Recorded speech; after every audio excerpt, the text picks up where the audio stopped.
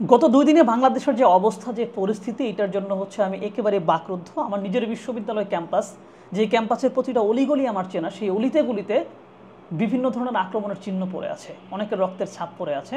এবং আক্রান্ত হয়ে শিক্ষার্থীরা যখন হাসপাতালে ভর্তি হয়েছে, সেই হাসপাতালে গিয়েও তাদেরকে আক্রমণ করা হয়েছে। ক্যাম্পাসের বাইরে থেকে একজন মানুষ এসে শিক্ষার্থীদেরকে পিটিয়েছে, আমাদের শিক্ষার্থী বোনদের প্রতি আঘাত চালিয়েছে, তাদেরকে হচ্ছে হামলা করেছে। যেই ব্যাপারটা আসলে আমাকে অনেক বেশি কষ্ট দিয়েছে, শুধু আমাকে না, দেশের অনেক মানুষই এই জায়গা থেকে অনেক বেশি কষ্ট পেয়েছেন। কিন্তু কথা হচ্ছে যে এই ঘটনাটা আসলে এত খারাপ কেন হলো? এত পরিস্থিতি ঘোলা হওয়ার তো কোনো সুযোগ ছিল না। আন্দোলনটা ছিল একটা যৌক্তিক দাবি নিয়ে, যে আমরা হচ্ছে কোটাটাকে সংস্কার চাই। কিন্তু এই কোটা সংস্কারের এই ছোট্ট দাবির একটা আন্দোলন এত মেসাকার পর্যায়ে কেন গেল? কে নিয়ে গেল? এখন প্রশ্ন হচ্ছে যে এই যে পরিস্থিতি বর্তমানে ঘোলা হয়ে গেছে, শিক্ষার্থীদের ভিতরে ওই দাবির তুলনায় এখন ক্ষোভের পরিমাণ অনেক বেশি বেড়ে গেছে। এইটা কি পরবর্তী সময় দেশের সরকার পতন আন্দোলনের দিকে যাবে কিনা? তো সেই ব্যাপারে কয়েকটা কথাবার্তা একটু বলবো, আমার মনে হয় আপনাদের শুনলে খারাপ লাগবে না। তো প্রথমেই দেখেন, সরকারি মহল এবং বিশ্ববিদ্যালয়ের ভিতরে কিন্তু একটা দ্বান্দ্বিক অবস্থা, এটা বহু আগে থেকেই আছে। কারণ বিশ্ববিদ্যালয় চায় হচ্ছে মুক্ত বুদ্ধির চর্চা করবে, তারা হচ্ছে স্বাধীনভাবে কথাবার্তা বলবে, বিভিন্ন রিফরমেশন নিয়ে আসবে, ইত্যাদি ইত্যাদি।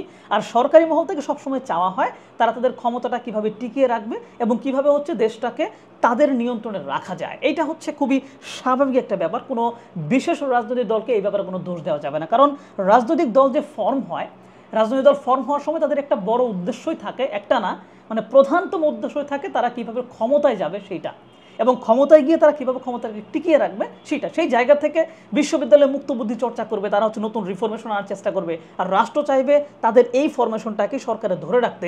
এই জায়গা থেকে দ্বান্দ্বিক অবস্থান কিন্তু আগের থেকে আছে এবং এটা যুগ যুগ ধরে চলে আসছে। এটা মানে অস্বাভাবিক কোনো ব্যাপার না, বা এটা হচ্ছে নতুন কোনো বিষয় না।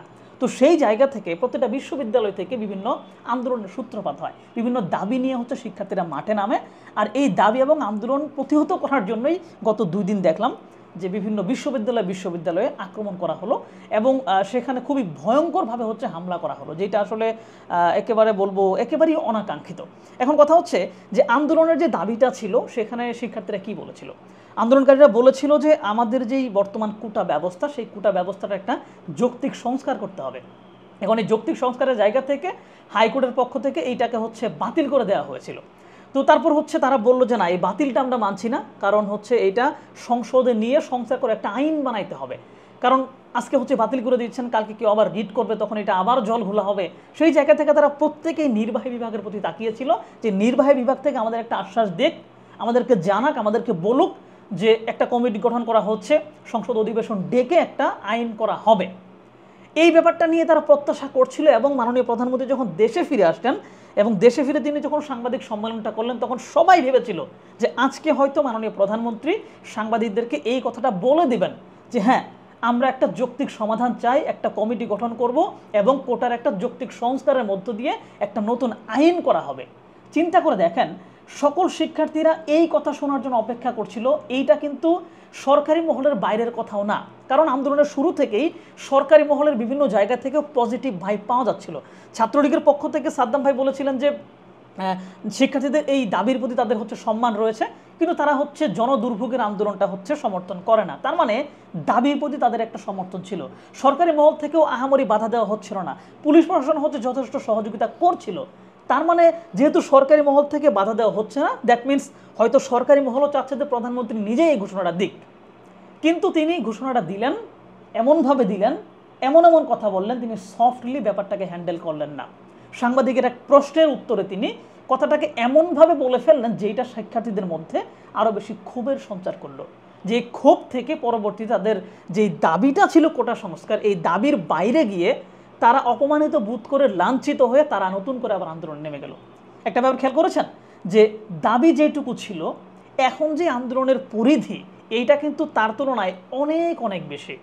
মানে দাবিটা হচ্ছে কোটা সংস্কার, কিন্তু এইটাকে কেন্দ্র করে যে বড় আন্দোলনের যেই পরিধিটা তৈরি হয়েছে, সেখানে হচ্ছে আহত হওয়ার ঘটনা ঘটছে, মানে নারী শিক্ষার্থীর উপর হামলার ঘটনা ঘটছে, দুই পক্ষের ভিতরে ব্যাপক মারামারি হচ্ছে, জ্বালাও পোড়ার মতো ঘটনাগুলো ঘটে যাচ্ছে। এই ব্যাপারগুলো কিন্তু ওই দাবির তুলনায় অনেক বেশি। এটা কি জন্য?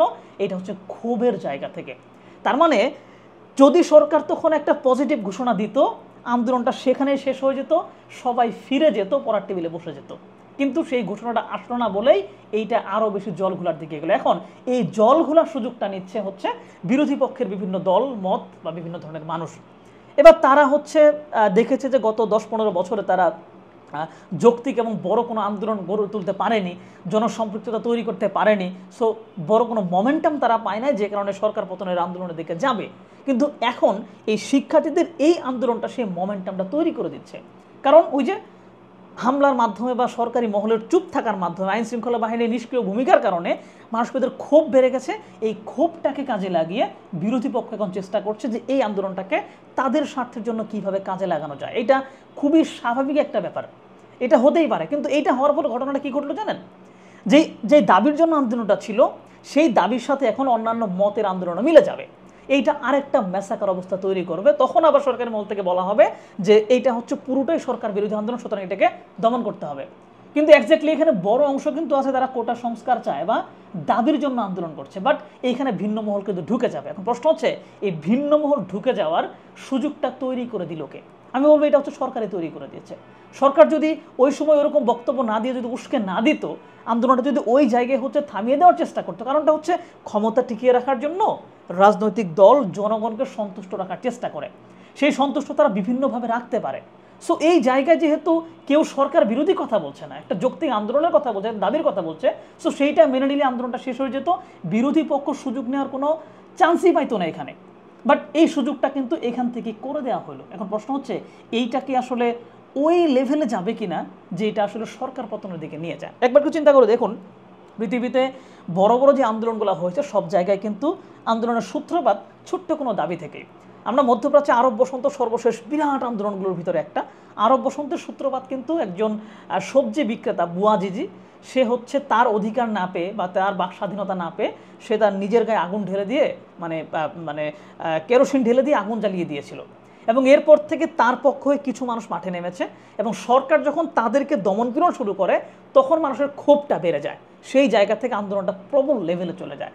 ঠিক আছে, তারপরে দেখেন এই যে আন্দোলনে যারা অংশগ্রহণ করেছিল তাদের দাবি ছিল, কিন্তু এই দাবির পরিপ্রেক্ষিতে তারা যখন হামলার শিকার হলো, এখন তাদের দাবির তুলনাতেও ক্ষোভের পরিমাণটা অনেক বেশি। একটা ছোট্ট উদাহরণ দিয়ে ব্যাপারটা বুঝতে পারবেন। মনে করেন আমি হচ্ছে আপনার কাছে 10টা টাকা চাচ্ছি অনেকক্ষণ যাবত, আপনি টাকাটা দিচ্ছেন না, আমি বারবার বলতেছি আমাকে টাকাটা দেন, টাকাটা দেন, আপনি দিচ্ছেন না, আপনাকে আমাকে তাচ্ছিল্য করছেন, ধমক দিয়ে সরাই দিচ্ছেন ইত্যাদি, তাও আমি টাকা আপনার কাছে চেয়ে যাচ্ছি। এমন অবস্থা আপনি যদি আমাকে আঘাত করে বসেন, আপনি যদি আমাকে মারেন, তারপরে কিন্তু আমার কাছে কি হবে জানেন? আমি তখন আমার দাবি হয়ে যাবে দুইটা। একটা হচ্ছে টাকাটা আদায় করা, দ্বিতীয় ব্যাপারটা হচ্ছে আমাকে আপনি মারলেন কেন এইটার প্রতিশোধ নেওয়া। সো এক পর্যায়ে আপনি যদি আমাকে টাকা দিয়েও দেন, আপনি মারলেন কেন এই প্রতিশোধ নেওয়ার জন্য এই ক্ষোভটা কিন্তু আমার ভিতরে থেকেই যাবে।